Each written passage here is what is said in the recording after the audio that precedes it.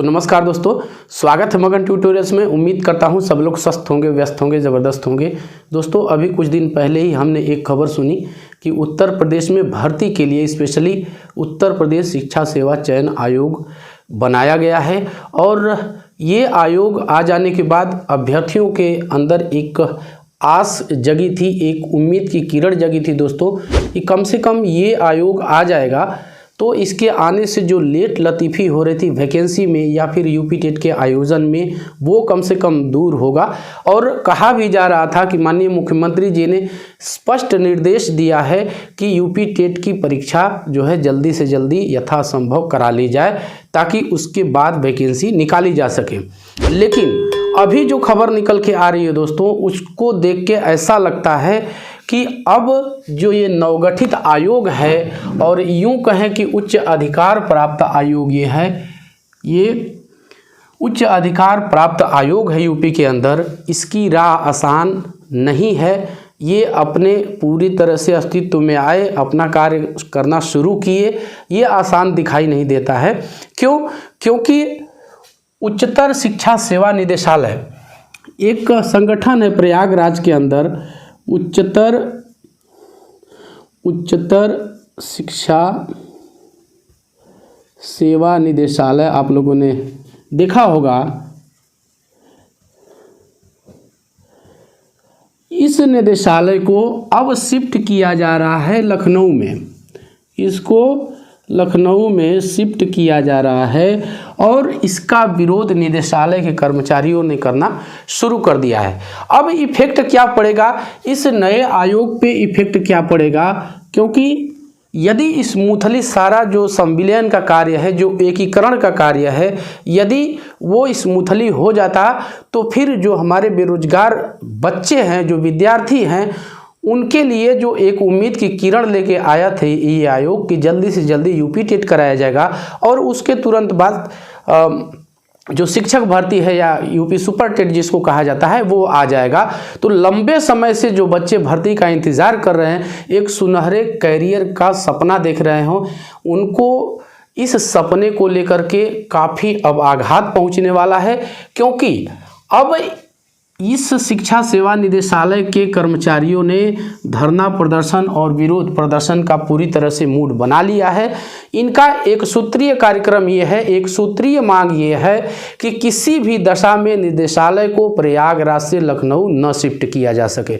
अब इसके तमाम इनके कारण हो सकते हैं, तमाम वजहें हो सकती हैं। किसी ने अपना पूरा वहाँ पे कहें कि एक बसेरा बसा के रखा होगा, किसी की चल अचल संपत्ति होगी, मकान होंगे, घर होंगे, व्यवसाय फैला रखा होगा। तो ये सारी चीज़ें कहीं न कहीं आड़े आ रही हैं उनके, और ये जो है कलमबंद हड़ताल और विरोध प्रदर्शन तमाम प्रयागराज से लेकर लखनऊ तक शुरू हो चुका है।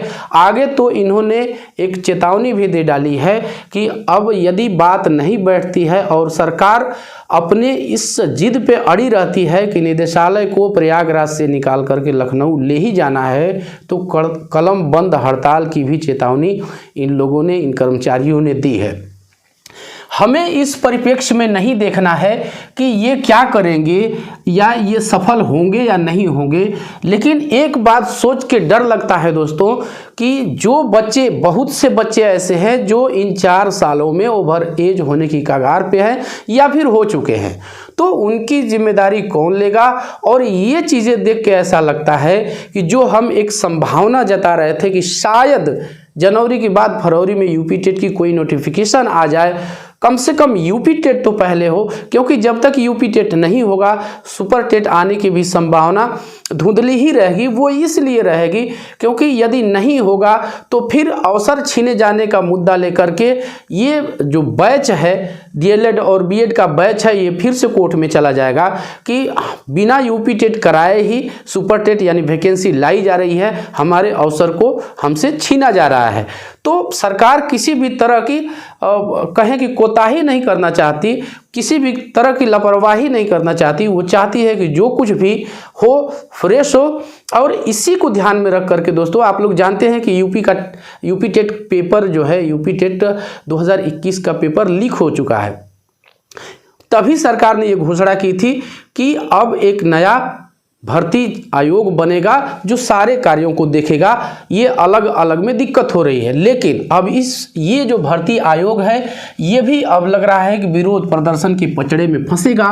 और यदि ऐसा होता है तो फिर आने वाली जो परीक्षाएं हैं, विशेषतः मैं 2 के बारे में बातचीत करूंगा, वो है यूपी टेट और यूपी सुपर टेट, कहीं ना कहीं प्रभावित होगी।